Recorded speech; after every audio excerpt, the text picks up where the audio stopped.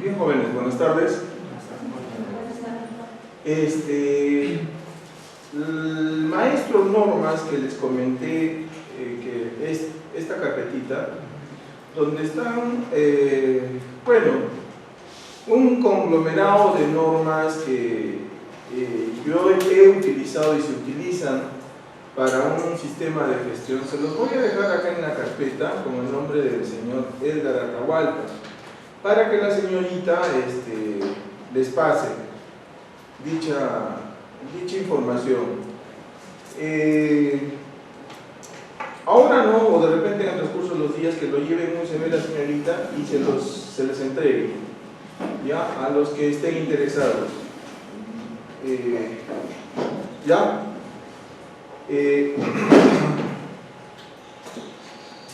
Asimismo, pase por favor.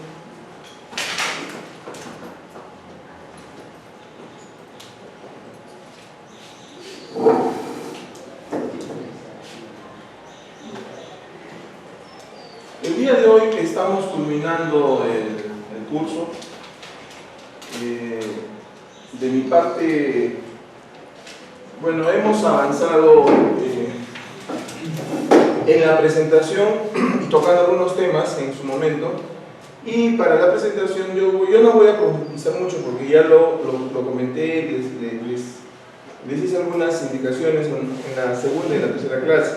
Entonces lo que voy a hacer ahora es avanzar con la presentación, ya que todavía me quedan como 70 diapositivas. Entonces les pido por favor su absoluta participación, tanto como con preguntas, y la intervención de parte de ustedes con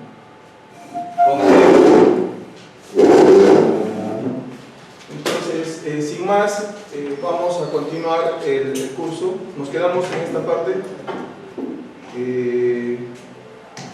donde, al respecto de la Superintendencia Nacional de Sunafil, esta semana se ha promulgado una nueva norma. Ustedes la han visto, la han leído, que es la 020. ¿Cuál es lo más resaltante de esto?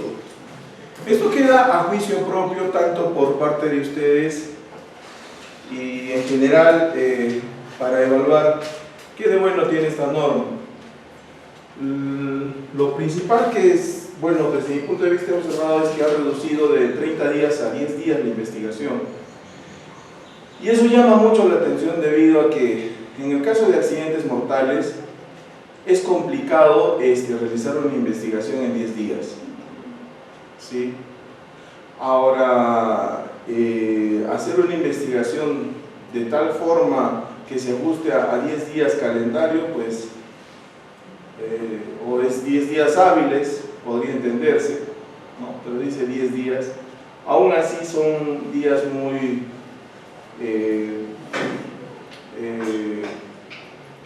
por la coyuntura de la investigación no se hace objetiva. Entonces, no se resuelve nada con respecto al accidente ocurrido en Lima, en una empresa industrial del rubro alimentos, ¿no? Entonces, en Lima no tenemos mina, no tenemos mucho menos socavón en ciudad, solamente tenemos plantas industriales. Y dentro de estas plantas industriales, pues aplicamos lo que se tiene a la mano. Entonces, muchas veces una planta industrial de este rubro, pues, no aplica al 100% lo que exige la norma. Como podría decirse, estamos hablando de normas y como ustedes saben, no se cumple. Bien, entonces, la SUNAFIL, la superintendencia, nos exige, dentro de lo que es la documentación, estos documentos que ustedes están viendo. Entonces, estos documentos, en principio, pueden estar en digital, en físico, de la mejor manera que ustedes puedan llevarlos, pero tienen que estar codificados y revisados por la alta gerencia. ¿Sí? La información de gabinete, que es esta, tiene que contrastarse con la información de campo, que ya lo hemos visto. Entonces, en tal sentido, para evitar cualquier tipo de observación por parte de la superintendencia, es importante que ustedes mantengan una estrechez única entre la información de gabinete y la información de cámara. Si bien el tema de capacitaciones está dado por tu matriz de capacitaciones, es importante que el trabajador conscientemente realice las indicaciones que tú das en una capacitación. Entonces, si no se cumple esto, puede ser un arma de doble filo el dar una capacitación sin la plena participación del trabajador, porque el trabajador se puede olvidar. El trabajador puede decir, no, nunca me dio la capacitación. Y yo les digo por experiencia propia que sí ha sucedido. Sí. El ser humano, ya hemos hablado de que puede tener ciertas lagunas o ciertos olvidos en cierto tiempo, y también cuando le conviene. Entonces, ustedes deben cerrar ese círculo cuando hagan la capacitación. Les digo por experiencia propia. Entonces, de repente, por X razones se borró el video donde ustedes estaban grabando la capacitación. Por X razones se borró la información de tu celular, de tu laptop. Y la única fuente te queda el trabajador. Pero el trabajador te dice, no, nunca me diste esa capacitación. Es más, con el supervisor, con el inspector, te dice, no, nunca me dio la capacitación. ¿Por qué? Porque dentro de la investigación del accidente, que es otro tema muy extenso, ya hablamos de careo, de revista, de manifestación. Entonces son términos que se utilizan a nivel del Ministerio del Interior que deben de utilizarse en una investigación adecuada dentro de nosotros. Entonces, el trabajador niega haber recibido la capacitación. El trabajador niega haber recibido un feedback, una sensibilización por parte de los ingenieros. Entonces, esto para la inspección es trascendental, porque el inspector va a recibir esa primera información y va a decir, bueno, no se cumplió. Sí, no se cumplió. Entonces hay que tener bastante cuidado respecto a lo que vimos la clase pasada, y en la última parte de lo que son registros y documentación. Ustedes tienen que cuidar, no sé si con cuántas llaves, la información que tienen respecto a la gestión que van a realizar. ¿Sí? No la deben dejar a libre manipulación, digamos así, de otras personas. Muchas veces te piden la información, salud ocupacional, higiene, el mismo trabajador, y tú por tus propias actividades puedes, el término antiguo, traspapelar. No sé cómo es ahora que tu información se puede desordenar dentro del software, dentro del paquete que tengas. Entonces, es importante que ustedes mantengan un orden respecto a la información que tienen. Entonces, esta es la documentación que ustedes deben de tener. No sé, ¿por qué no se anota también? Por las cortinas abiertas, ¿no? La puerta. ¿La puerta? Sí.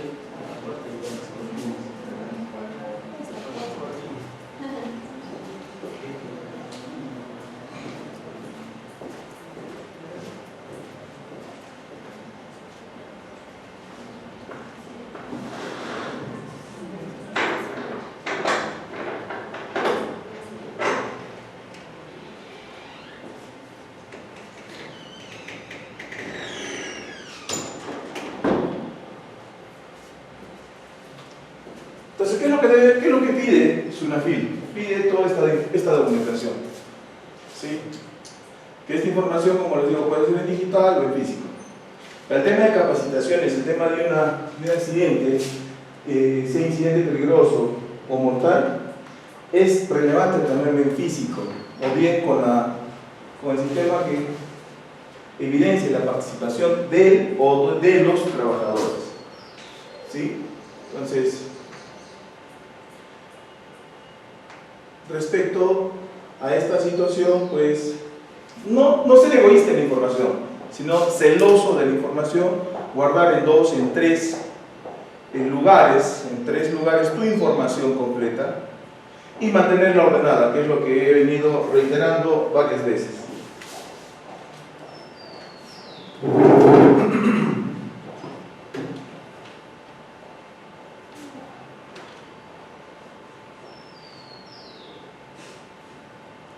En la segunda clase me preguntaron, profesor Carlos, ¿nosotros hacemos el mapeo de procesos a nivel de organización? Sí. El mapeo de procesos también se utiliza como herramienta versátil para la identificación de peligros, que es la matriz per se.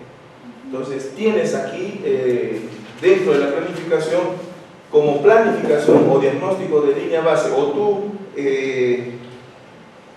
información constante de tus peligros,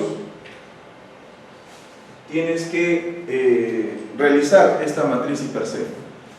¿Qué se entiende por la matriz de línea base? Aquella que no tiene controles, o los controles pues vienen ya dados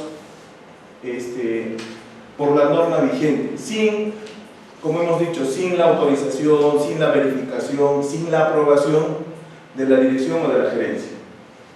Entonces, tienen aquí la matriz per se, con la cual tienen que identificar todos los peligros de la organización.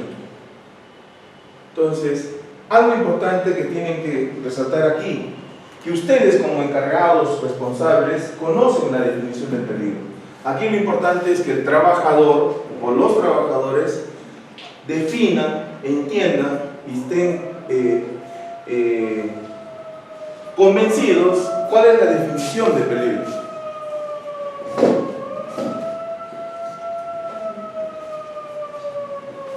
¿Un alarma de emergencia?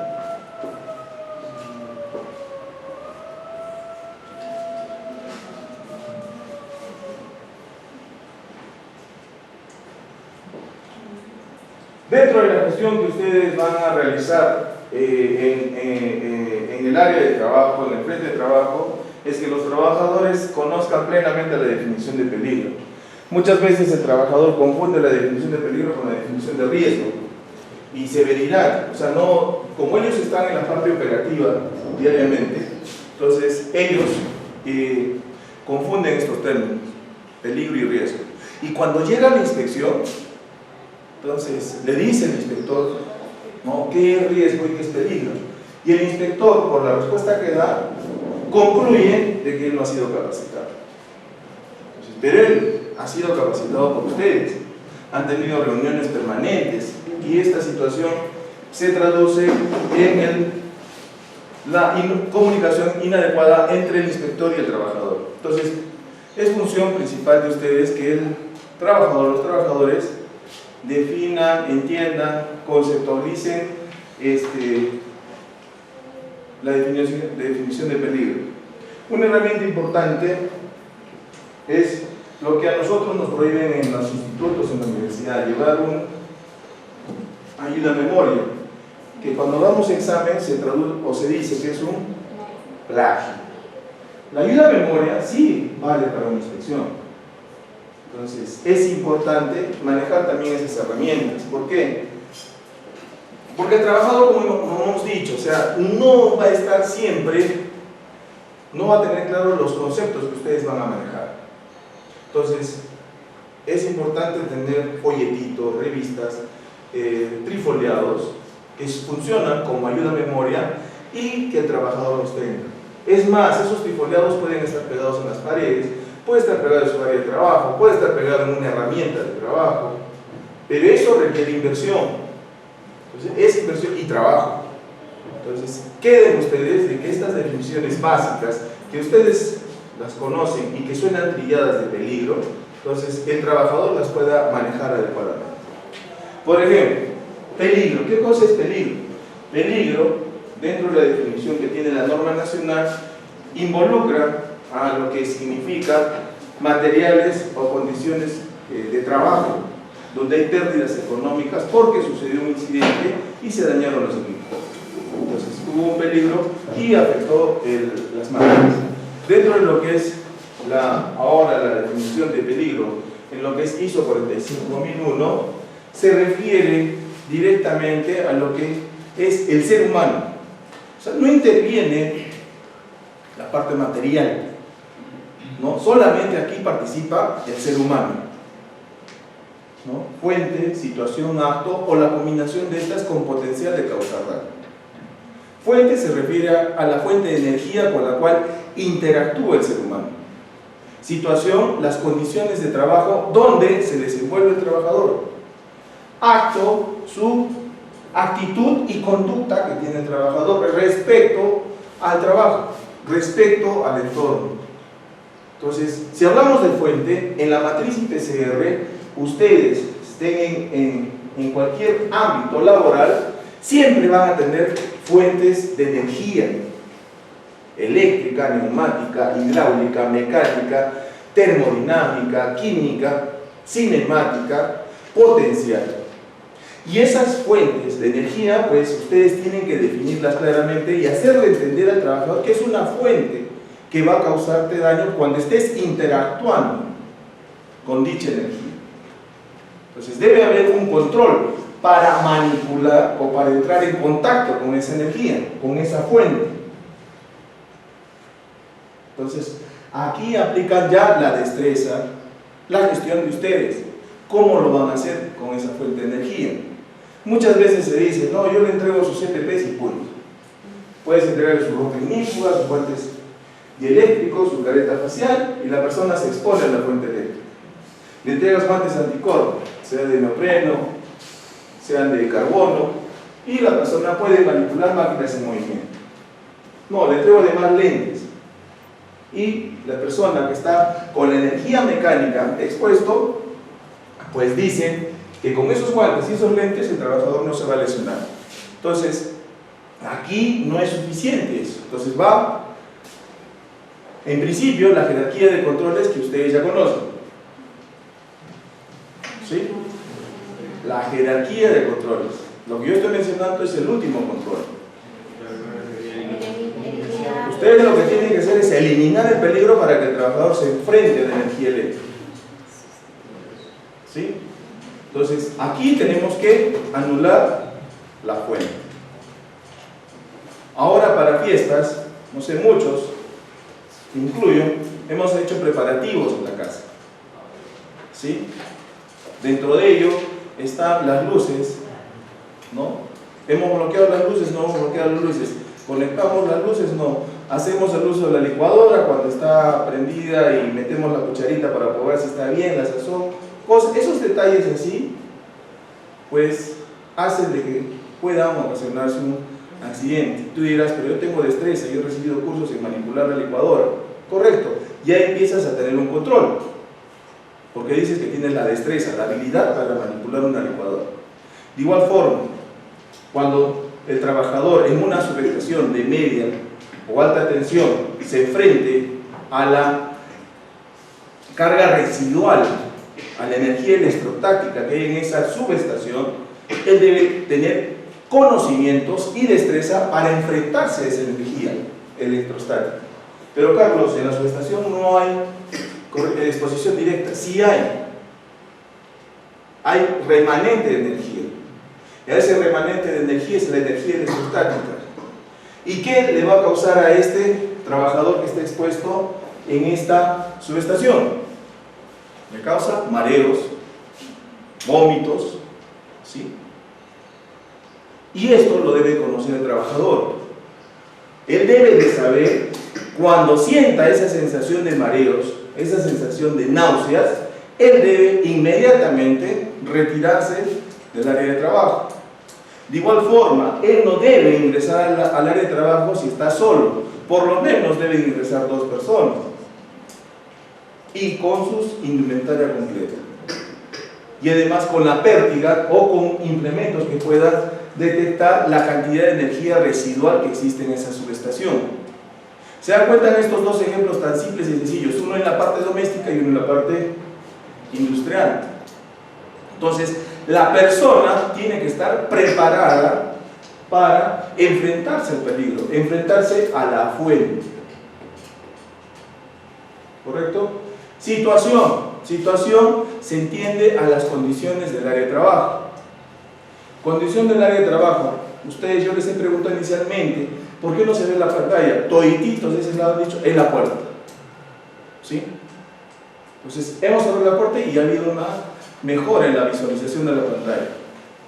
Ahora bien, si vamos a permanecer en este lugar de trabajo 8 horas, entonces tiene que estar adecuadamente ventilado, adecuadamente confortable en las sillas, adecuadamente ventilado, y que el trabajador o ustedes como participantes, pues en principio no se duerman. Si te duermes es porque el curso de repente es aburrido, o de repente porque estás cansado, pero otro factor que puede involucrar un riesgo, pasando ya más adelante, es que nosotros expectoramos o exhalamos CO y CO2. Y si no hay una buena ventilación, el trabajador o las personas de por sí van a estar inhalando mayor cantidad de aire con CO2 o CO. Y por lo tanto la persona va a empezar a fatigarse, a cansarse. Entonces, en un ambiente de minería subterránea, pues para evitar eso, en las condiciones de trabajo, ya lo he mencionado varias veces, tienes que ir al monitoreo. Entonces, el monitoreo para tu ambiente de trabajo te va a ayudar a descartar los límites a los cuales el trabajador se expone. Acto. Acto es la actitud de la persona y la conducta. ¿Qué se entiende por actitud? Se entiende lo que el trabajador o el ser humano piensa. O sea, este de aquí. Y conducta, lo que ejecuta, lo que hace.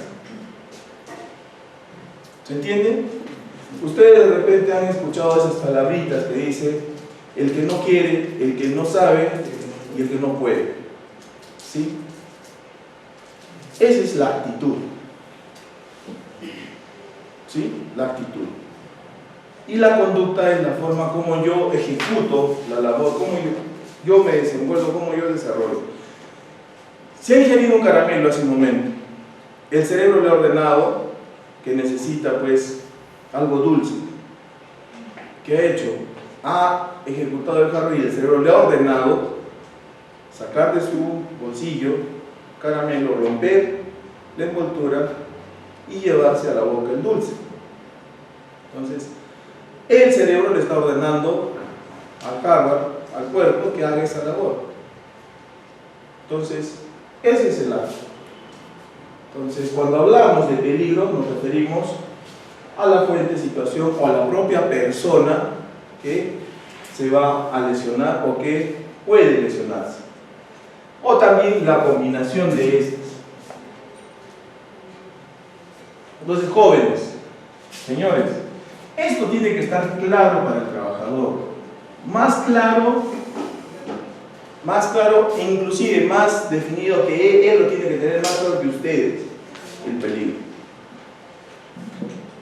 ¿Por qué? ¿Por qué jóvenes? Tan igual como hemos visto que la matriz IPCR se desarrolla en base al mapeo de procesos, si no conoces bien lo que es el peligro, no vas a poder desarrollar esa matriz IPCR. ¿Sí? No lo vas a poder hacer. Entonces, tienen que definir claramente qué cosa es un peligro. Y obviamente el daño, ya juntando, que va a la persona y lo que nos dice la legislación nacional, a la propiedad. ¿Sí? A la propiedad. El principio siempre está, y yo lo sigo, ¿no? Lo sigo manteniendo, es que hay que preocuparse más por la persona. Carlos y los equipos sí, pero primero la persona. Si no, no va a poder operar un equipo si no lo capacitamos. Entonces, la persona es lo más importante. Y bueno, la propiedad. Entonces, el peligro lo tienen que ustedes definir claramente. Tenemos estos tipos de peligros: físicos, químicos, biológicos y económicos. Y dentro de ello, más allá de esta definición, ustedes tienen que dominar justo lo que les voy a dejar en la carpeta.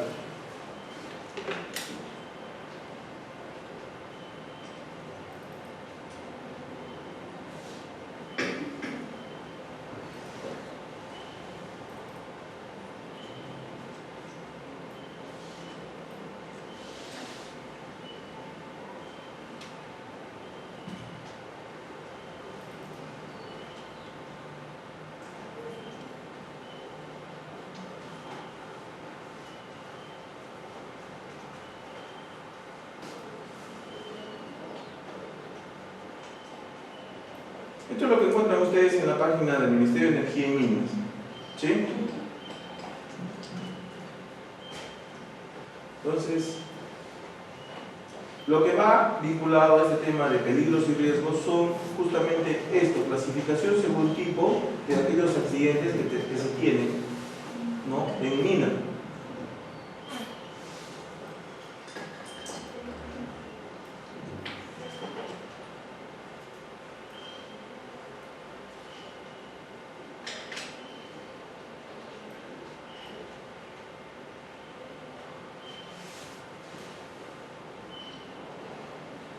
A ver, joven, si me ayuda, básicamente esta parte, clasificación según tipo de las causas del accidente mortal que se han tenido en estas compañías mineras desde el mes de enero hasta el mes de septiembre, que es el fax que han colgado ahora. No sé si todavía lo habrán colgado, pero es el último que todavía no lo han puesto al día hasta el mes de noviembre. Debería estar hasta diciembre, pero usualmente es un mes antes. ¿Qué nos dice aquí, por favor, joven? Sí, no, o joven, ayúdeme, usted que está más cerca. Solo esta parte. Clasificación según tipo, caídas de objetos en curso de manutención manual, otras formas de accidentes no clasificados bajo otros epígrafes, incluidos aquellos accidentes no clasificados, otras formas de accidentes no clasificados bajo otros epígrafes, incluidos aquellos accidentes no clasificados por falta, otras formas de accidentes no clasificados bajo otros epígrafes, incluidos aquellos accidentes no clasificados por falta, exposición a contacto con sustancias nocivas o radiaciones. 14. Caídas de personas con desnivelación, caídas desde alturas, árboles, edificios, andamios, escaleras, máquinas de trabajo. Golpes por objetos móviles, comprendidos los fragmentos volantes y las partículas, a excepción de los golpes por objeto. Caídas de personas por desnivelación, caídas desde alturas, árboles, edificios, andamios, escaleras, máquinas de trabajo. Derrumbe, caídas de masas de tierra, derrumbes de piedras de nieve. Otras formas de accidentes no clasificados bajo otros epígrafes, incluidos aquellos accidentes no clasificados por falta. Atrapado por un objeto. Derrumbe, caídas de masas de tierra, de rocas, caídas de personas con desnivelación, caídas desde alturas, otras caídas de objetos, otras formas de accidentes no clasificados. Hasta ahí nomás. Gracias. Entonces, lo que ustedes están viendo en la presentación está desde el punto de vista de higiene industrial, ¿sí? Desde el punto de vista de higiene industrial. ¿Qué se entiende higiene industrial? El estudio de la persona con respecto a la máquina, ¿sí? El estudio de hombre-máquina. Ustedes ahorita están trabajando en una mesa. El señor ya está trabajando con un cubo Rubik. Aquí están trabajando con un lapicero. Entonces, hay que estudiar desde el punto de vista ergonómico todas las funciones del ser humano con respecto al cubo, con respecto al lapicero, con respecto a la mesa. Esa es higiene industrial. Lo que ha leído su compañero es con respecto a las actividades que tienen las partes, ¿no?, del sector industrial o sector minero. ¿Sí? Que quede clara esa diferencia. Aquí se tienen los tipos de peligro desde el punto de vista de higiene industrial. ¿Sí? Tipo de peligros físicos, tipo de peligros químicos, biológicos y ergonómicos. ¿Sí? ¿Está claro ese tema, jóvenes? ¿Sí? O pregunten, por favor, para profundizar aquí.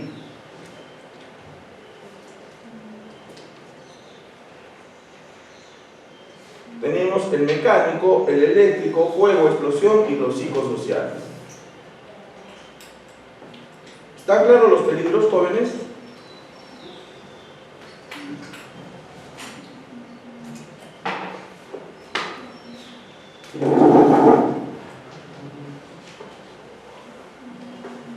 Algunos ejemplos, a ver, a ustedes ayuden en lo que es físico.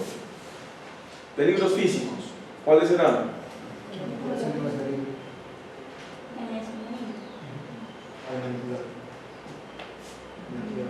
Desde el punto de vista de higiene industrial. ¿Se dan cuenta? Por eso, Por eso es que yo les pregunto, ¿está claro el tema? Distinto es higiene industrial que a lo que uno desarrolla propiamente sus propias actividades. ¿Sí? Por eso leyó el joven y dijo caídas de altura. ¿Sí? Entonces, estos peligros son desde el punto de vista de higiene industrial. ¿Sí? Físico, ruido. ¿Sí? El polvo ya ha pasado a ser físico-químico. O sea, si hablamos del estudio de las tierras raras, tierras inertes, entonces hay algunas sí, pero ya tienen reacción algunas partículas y por lo tanto han pasado al estado químico. ¿Ya? Lo que viene es el clima, frío, calor. Frío, calor está dentro del físico. Entonces, si se dan cuenta y hacemos el estudio del ser humano, el ser humano siente calor, siente una sensación de temperatura, ¿sí? De incremento de temperatura, ¿no? Calor, deshidratación, ¿no? Y ese es propiamente el estudio del ser humano. El ruido, de igual forma, el estudio del ser humano para ver su capacidad auditiva. Disminución de su capacidad visual, también desde el punto de vista del ser humano. ¿Sí? Iluminación o poca iluminación, ¿es un riesgo? ¿Es un peligro físico? Es un peligro físico. ¿Sí? ¿Se entiende? Desde el punto de vista de higiene industrial. De higiene. En el caso de ergonomía, de los peligros ergonómicos, movimientos repetitivos, sobreesfuerzos, ¿sí? De igual forma, estudiamos al ser humano. ¿Sí? Estudiamos al ser humano, ¿no? ¿Cuáles eran los químicos?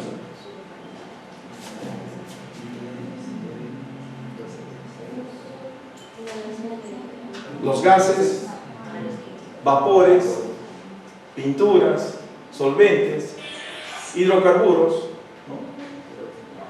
¿Sí? Peróxidos, hidróxidos, sulfuros, ¿no? Entonces, dentro de los químicos, los biológicos,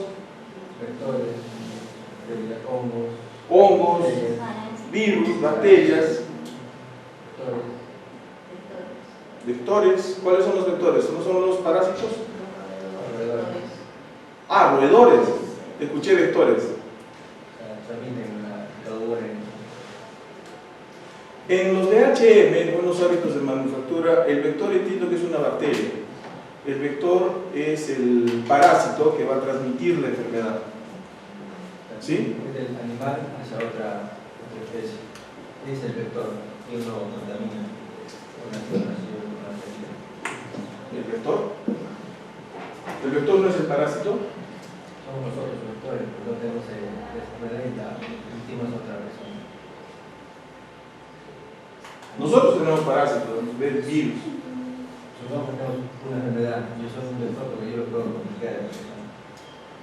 Tenían otro concepto distinto, que el vector es el parásito.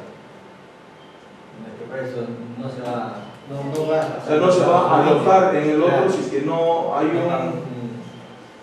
un huésped con nosotros. Ha cambiado de definición, tenía otra definición por año.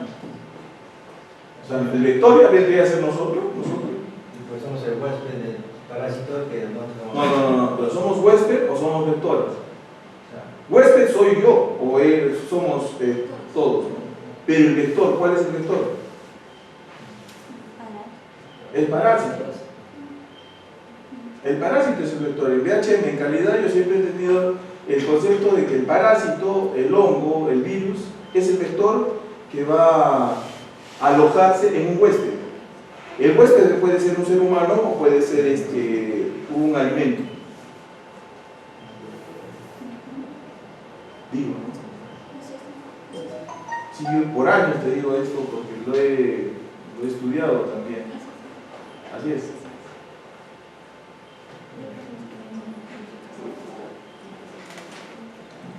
Bueno, y hemos retirado mayólica de un área porque en las puntas de la mayólica se alojan los vectores. están hospedados los vectores. ¿Y cuáles son esos vectores? Los hongos. Entonces, O sea, el vector también tiene otro concepto que es parásito, que es un hongo, tiene un doble concepto. no es uno solo, sino que en términos de calidad se utiliza ese término, vector. Vector. Yo también tenía entendido que el vector es el cebo, el elemento, en este caso un roedor, que transmite Obviamente, pues, el vector es el roedor. el roedor Claro. o el insecto, ¿no? Exacto, porque él igual va a alojar o va a transmitir en un huésped sus parásitos o sus bacterias. Bueno, habría que, vamos con nuestros amigos de calidad. Ellos tienen más claro ese tema, más a fondo el tema de calidad. Pero bueno, biológico ya conocemos que son los virus, los hongos, los parásitos, ¿no? Que tenemos, por ejemplo, en Petaro, hay una, en Puno, por ejemplo, o en varias ciudades, por no decir creo la mayoría, no cuentan con una Petaro. Siempre tienen tratamiento por otro tipo, otro sistema, para tratar justamente ese peligro que son los virus, las bacterias. Me refiero a las aguas residuales que tenemos, o que nosotros usamos. Todas nuestras aguas residuales, producto de la cocina, producto del baño, las aguas domésticas, tienen que ir a ser tratadas. Y al ser tratadas, pues la persona que va a manipular esa planta, pues va a estar más expuesto a ese tipo de peligros biológicos, parásitos, virus, hongos. Entonces, esos son los tipos de peligros desde el punto de vista de higiene industrial.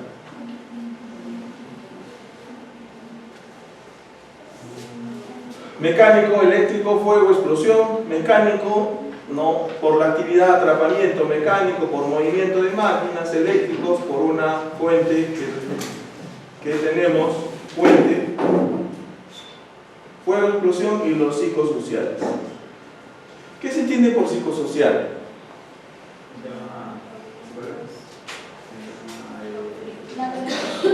Compañeros, El ambiente de trabajo, que se traduce en términos como el acoso, como el hostigamiento, como el bullying, ¿sí? Ya.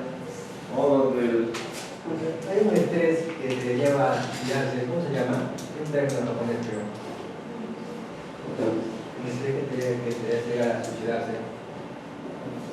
Bueno, hay un estrés bueno, malo, uno que te hace daño y el que te lleva a suicidarse.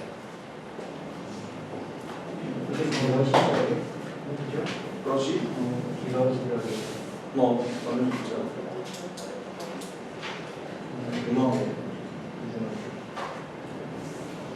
Pero bueno, yo particularmente interesante es el tema de la psicología y te diré que deberíamos de tomar ese tipo de escuelas, ¿no? Pero nuestra realidad es distinta a ellos. Nosotros, por ejemplo, diría, no respetamos a nuestro prójimo. Ellos sí. Entonces, allá creo que no hay tanto acoso como acá lo existe. Pero hay más estrés por el trabajo que Es una palabra tan amplia, el estrés, bien amplia. No, el solo estar en la clase ya causa estrés. Escuchar lo mismo de repente para algunos se causa estrés. Escuchar 2, 3 veces lo mismo causa estrés. Entonces, escuchar una voz que no me agrada con diferente tonalidad ya me causa estrés. El solo ver a una persona ya me causa estrés. O sea, es muy amplio ese tema. Y cada cerebro, como siempre he dicho, cada cerebro humano es distinto y ve distinta la forma de ver ahora en estos tiempos, con más razón de ver las cosas. Si yo te pregunto, por ejemplo, y nos podemos pasar toda la tarde en llegar a saber de qué color es la pared, y nos vamos a estresar. ¿Usted de qué color ve la pared?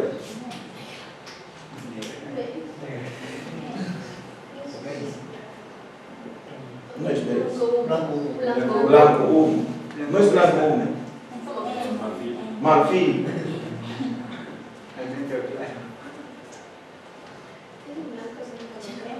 Crema. Por fin, es crema. Blanco marfil, blanco humo. ¿Qué color es? El ser humano, o sea, no, para el estrés es amplio y ahorita es complicado hacer el estudio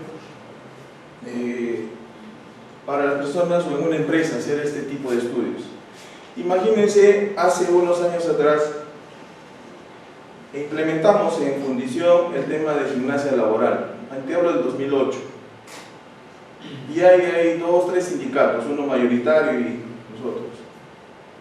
La gimnasia laboral, justamente para evitar el estrés, ayudaba a que la persona pues se libere del estrés.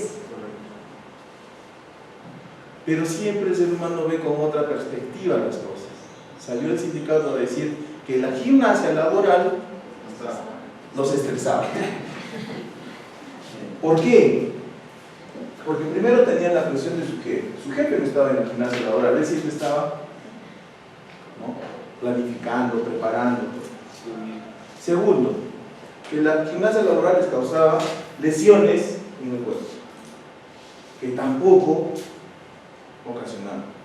Por lo tanto, se retiró la gimnasia laboral, porque los estresaba y porque les generaba lesiones a nivel de la zona lumbar, a nivel de la zona de las rodillas. Porque ellos decían, al mover las rodillas de esta forma, me va a lesionar las rodillas. Entonces esto, así, se dobla con las rodillas, ¿no? Quizás de repente en alguno o en algunos trabajadores no les gustó, no les agradó y les dolió de repente la rodilla. Si tú haces este giro y estás en tus condiciones adecuadas, no te va a doler. Pero de repente tienes una dolencia, ya pasas de los 50, 60 años, tienes una dolencia ahí, de repente por ahí te duele. Otro, del estrés. Llegamos a las 6 de la mañana y encontramos a un funcionario con las venas cortadas. Razón, estaba enamorado. De verdad, ese estaba enamorado. Funcionario de 59 años. Pero no enamorado de la esposa. Enamorado de otra chica que no era su esposa. Entonces, el caballero estaba estresado porque la chica lo había abandonado. No la esposa. La esposa estaba ahí. La chica se había ido al norte. Te hablo de la ciudad de Hilo, el norte no podía. Estaba pidiendo permiso y no le daban permiso para ir a ver a la chica que se había ido al norte. Chiclayo, me acuerdo.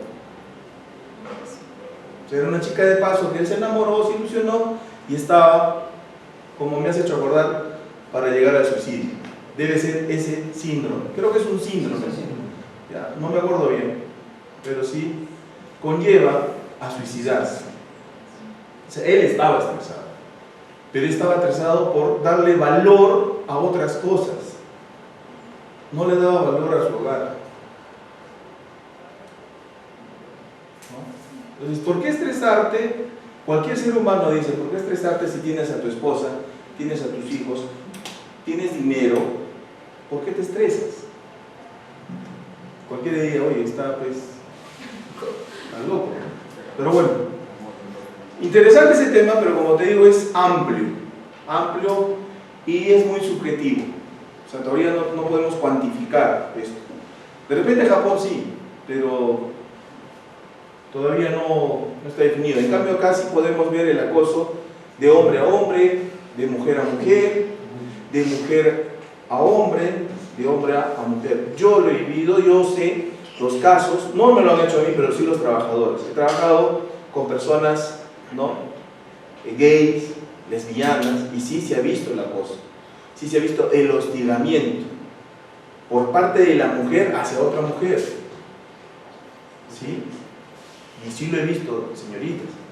Y son mucho más, La mujer es mucho más inteligente que el hombre, así reconozcan los jóvenes. Es más inteligente. No lo digo por alabarles, ¿eh? No lo digo por alabarles. No. Está comprobado que la mujer es más inteligente que el hombre. ¿Ya? Tiene, por eso se dice, ese sexto sentido. No es sexto sentido, joven. Nosotros tenemos 5.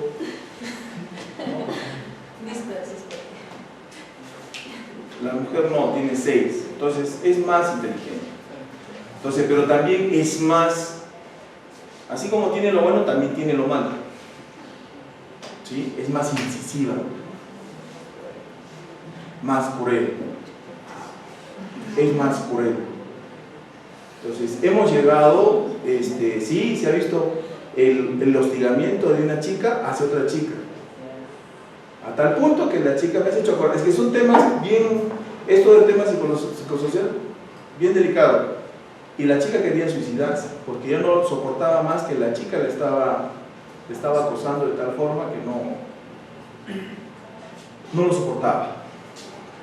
Pero no tenemos fuentes, siempre lo único que decíamos, pues no al hostigamiento, se implantó la norma de no al hostigamiento de mujer a mujer, no al hostigamiento de hombre a hombre, y así, o sea, no a los toqueteos dentro del vestuario, porque se da. Entre varones es usual, jóvenes, ¿sí? Que dicen no, que es medio no, se da, joven. En todo vestuario que vaya, jóvenes, se va a dar.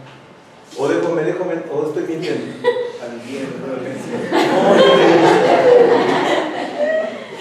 Es que de repente estamos más en la oficina, pero otra cosa es ir a los vestuarios. ¿Sí? ¿Dónde están los jóvenes que han trabajado alguna vez con bastantes clientes? ¿Han visto o no han visto? Digamos que han visto, no que han participado. ¿Han visto? ¿Cierto? ¿Han visto? Todavía falta más calle. ¿Has visto? Pero en las damas no. En las damas no. Entonces, de igual forma, se prohibió. O sea, lo mismo para los varones, lo mismo. Es que he trabajado con gente de 18, 19, 20 años, gente muy joven, casi adolescentes. Entonces, todavía quedaba eso. Pero también había chicas ya maduritas, de 30, de 35. Y estaban ahí estas chicas, eran 4 lesbianas. ¿Sí? Pero una de ellas era así, bien, como dices tú, bien cruel. Bien cruel. O sea, ella era muy egoísta, muy narcisista. Muy narcisista. O mejor dicho, narcisista. No, ese término muy narcisista. ¿Sí? Entonces, eso lo conocemos la psicóloga, ¿no? Narcisista. ¿Ya? Pero bueno.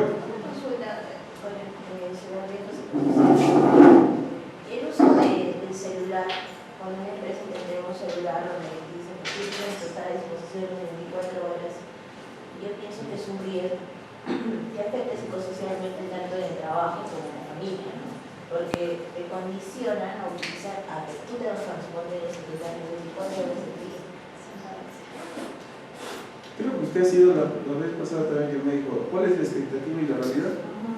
Pues eso sí es así. Sí es estresante y en el extranjero termina tu jornada laboral y ya el teléfono se apaga. Pero acá no hay una normativa. No existe, no hay ninguna normativa donde existe, que es el hostigamiento o el moving. ¿Sí? Pero ya cuando sales de tu trabajo y no, es una doble presencia, como le dicen, ¿no? Porque no sabes si estás en el trabajo o estás en tu casa, porque llegas a tu casa y sigues trabajando, ¿no? O igual estás en tu trabajo y te llegan de casa y estás trabajando. Mira, algunas empresas ya lo han implementado. ¿Sí? Tengo una amiga que ya lo ha implementado. O sea, llega el fin de semana, el sábado, y ya no hay celular hasta el día lunes. Algunas. En Mina funciona los 365 días del año el teléfono, tiene que estar apagado. Aún así que tienes la matriz IPCR y todo lo demás. O sea, expectativa y realidad están ahí bien definidos. Sí, joven. No, quería decirle que, o sea, mayormente cuando se da el caso que dice la compañera, es cuando, bueno, digamos en este caso el empleador, o sea, tú vas, al momento de contrato te dice, ¿sabes qué? Es un trabajo bajo presión que le dicen. Mira, el trabajo se trata de esto, te vamos a dar un móvil y tú tienes que tener las 24 horas por día. Entonces tú aceptas, o sea, tú estás aceptando y no te están aplicando. Y tú dices, no, el trabajo de 8 horas, yo quiero un trabajo de 8 horas, no entendí el trabajo. Porque yo también trabajaba. Correcto, sí. Tienes la razón, pero ¿qué hacemos respecto a la matriz per se? La matriz per se, desde el punto de vista de peligros psicosociales, está el exceso de trabajo que causa estrés, ¿no? El trabajo bajo presión, particularmente, ya no debería existir. Creo que ya no existen los de ahora, ¿qué le dicen? Los hunters, los de recursos humanos ya no utilizan ese término, salvo excepciones, ¿no? Salvo excepciones. No, parece que hay incendio y está llamando a los integrantes del cuerpo de bomberos de aquí, porque es 2 veces, ¿no? 3 veces. ¿No?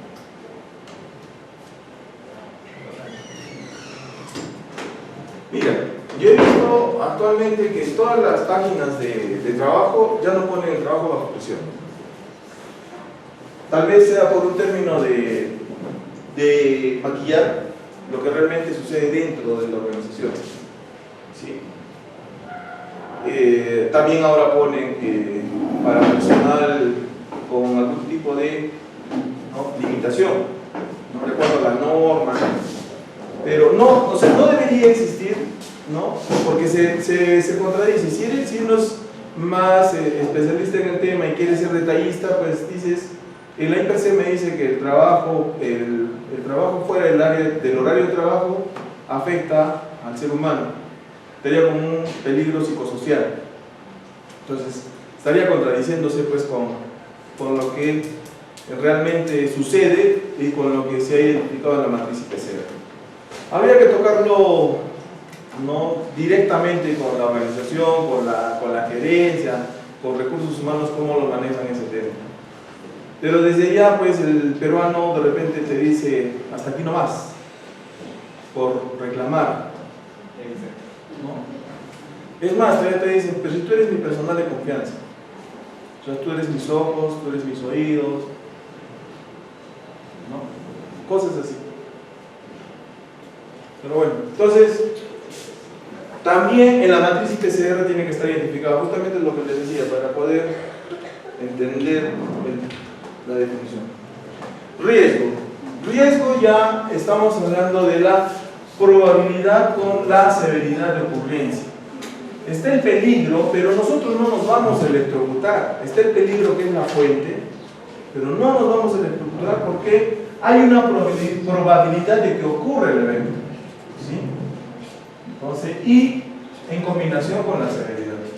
O sea, existe esa probabilidad, que puede ser desde 1 hasta el 100%, pero va a depender de los controles que ustedes tengan o implementen para que esta probabilidad disminuya. Ahora, lo lamentable respecto a la realidad respecto a este riesgo es que la normativa se fija en las empresas, tanto industriales como mineras, jóvenes. Pero a nivel de sociedad siguen ocurriendo accidentes. No hay nadie que le ponga un límite a los accidentes de tránsito, por ejemplo. No hay nadie que le ponga un límite a los ahora asesinatos o famosos feminicidios. La sociedad o es egoísta o es indiferente, aún así que nosotros formamos parte de la sociedad, pero de repente somos indiferentes a lo que viene sucediendo. Nos vamos a la playa, nuestro carro se malogró y nos vamos en esa van que va a Camaná, que va a Mollendo, que va a La Punta.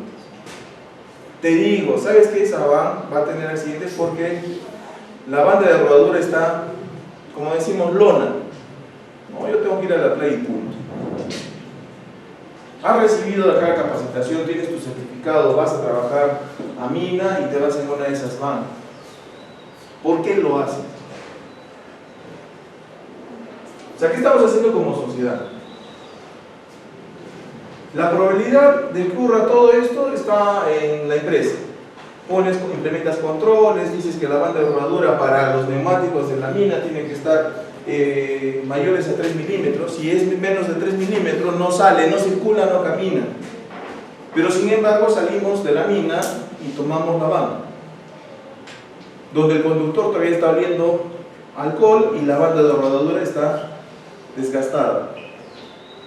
Y nos vamos a la playa. Ahora que ya viene la playa, ¿no? El 1 de enero. Entonces, aquí intervienen muchos factores, dentro de ellos, pues, para que exista esa probabilidad interviene principalmente el ser humano, más allá de los controles. En segundo lugar, los controles.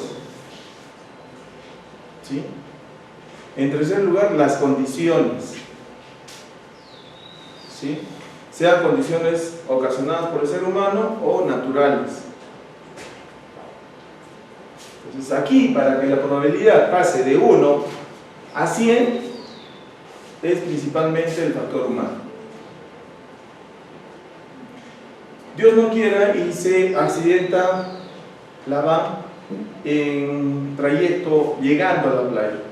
10 minutos se revienta el neumático por el calentamiento o incremento de temperatura de la banda rodadura y la mala operación del conductor porque estuvo en estado etílico, y de los 12 pasajeros mueren 7.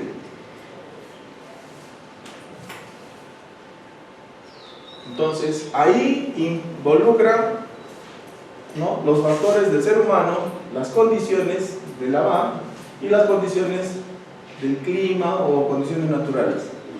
Condiciones de la van donde no debí subir esa van porque yo con mi actitud, mi conducta dije no, tengo que subir, pues hago que esa probabilidad se haga en 0. En segundo lugar, los que subieron ya aumentan esa probabilidad y se van a accidentar. Tercera, el incremento, como hay calor, llegando a la playa se incrementó el neumático de temperatura y terminó reventándose dicho neumático. Y conclusión, o con la combinación de la severidad en la que pueda de repente estar lesionado con una fractura o de repente la muerte. Para que ustedes hagan una comparación rápida, ¿no?, de acuerdo a la probabilidad. Los accidentes de avión, ¿qué tan probables es de que un vuelo de avión, ¿no?, se accidente o caiga en un trayecto, digamos, de Arequipa a Lima? ¿Qué tan probable es? ¿Un 100%? ¿90%?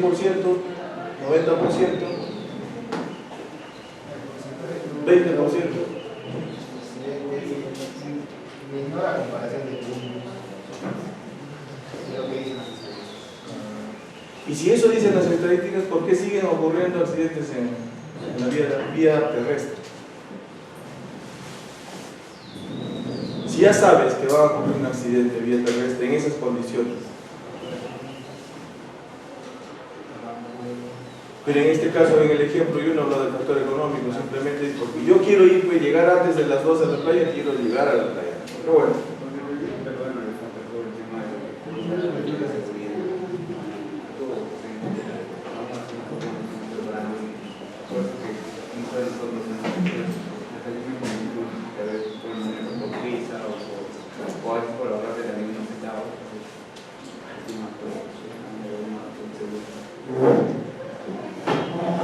Muchas gracias, qué bueno.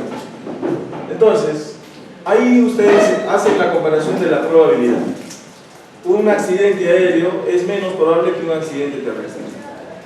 Ahora, para estudiar la severidad, ¿qué pasa si en ese accidente aéreo que dicen que es menos del 1% ocurre? ¿Cuál será su severidad? Mayor. ¿Sí? La severidad del accidente terrestre podría oscilar entre un 50, un 100%, ¿no? Entonces, para que se entienda, el riesgo que es la combinación de la probabilidad con la severidad.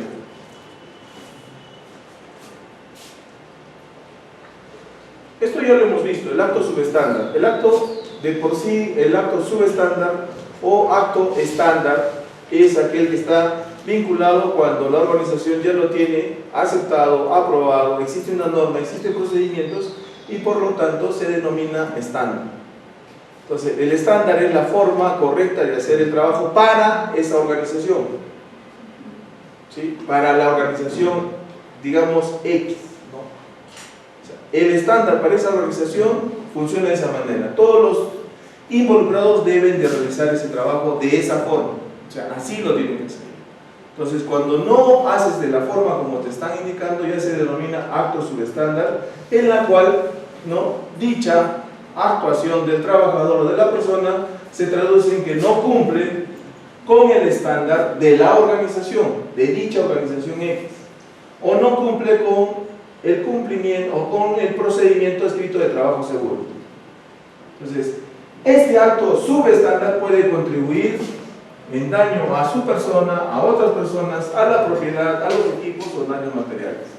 Entonces, ya está claro el tema de estándar y subestándar. El acto subestándar se entiende que es causado por la persona, ¿sí?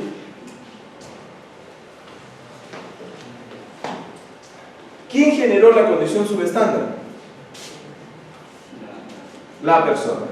Entonces, la persona genera una condición subestándar y por lo tanto, ¿no?, genera un desorden, genera una condición inadecuada de trabajo y que puede contribuir al daño de la propia persona, de las personas y de la propiedad.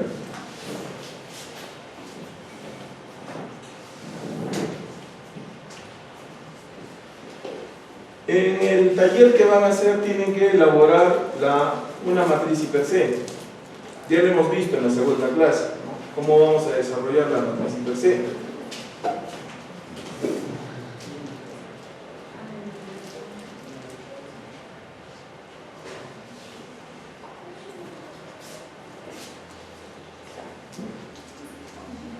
Aquí, para lo que es peligros y riesgos, determinar cuál es el peligro y su potencial riesgo. Trabajo en altura, ¿cuál será? Caída a distinto nivel. Cargas suspendidas,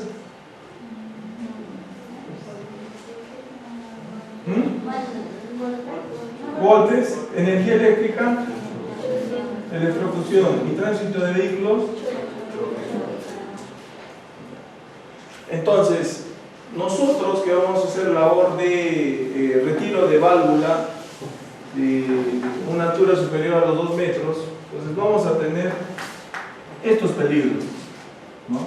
Y serán estos los riesgos a los cuales voy a exponerme con estos peligros.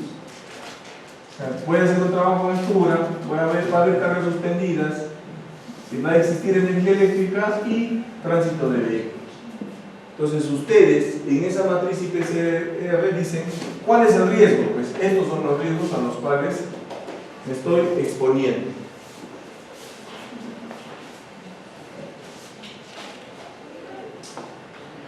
Esto también lo hemos mencionado, el alcance, ¿no?, de la planificación del sistema de gestión abarca a todos, ¿no? Eso sí lo tienen que tener bien claro, a todos, ¿no?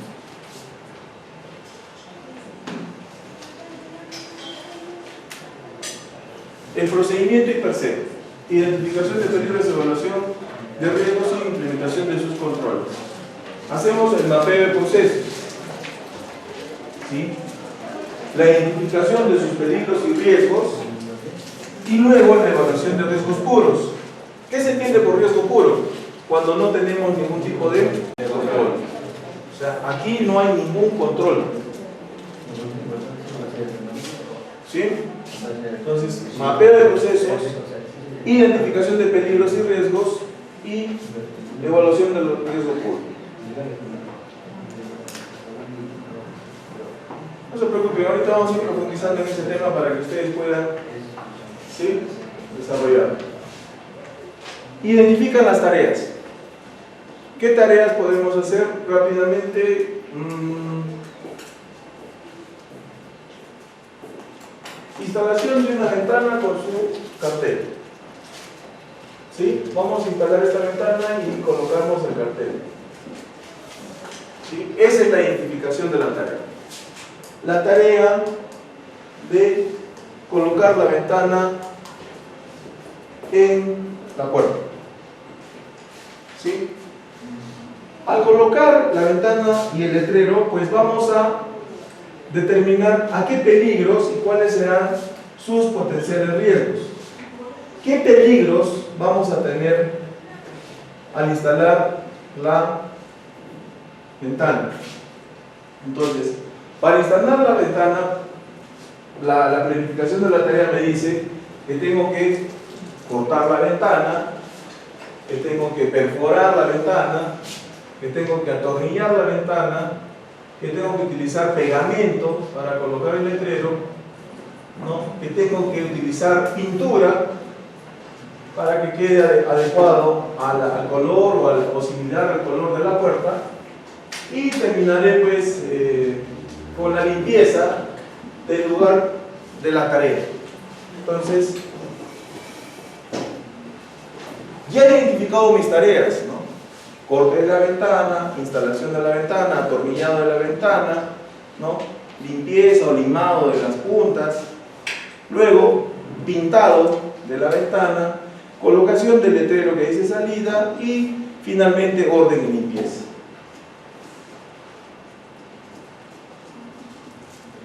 Esta puede ser parte de los peligros que pueden pertenecer a una de las tareas o a más tareas.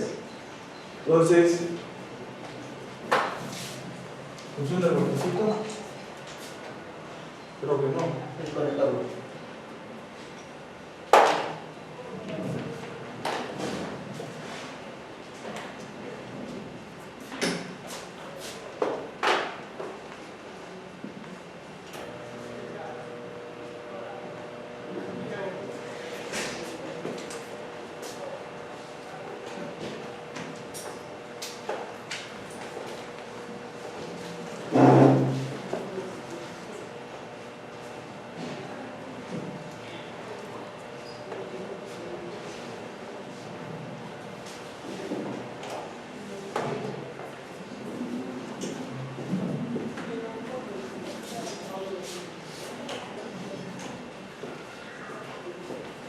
Jóvenes.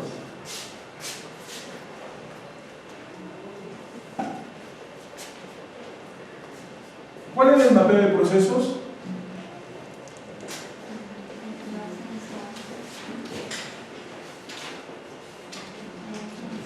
Tenemos proceso, tenemos etapas, tenemos actividades y las tareas. Entonces, vamos a identificar las tareas de un proceso. ¿Cuál será el proceso? Podría ser, los que ya han trabajado, hay un área que se llama, ¿qué se llama? Servicios generales. En MINA tenemos servicios generales, ¿sí? Y esos servicios generales se encargan de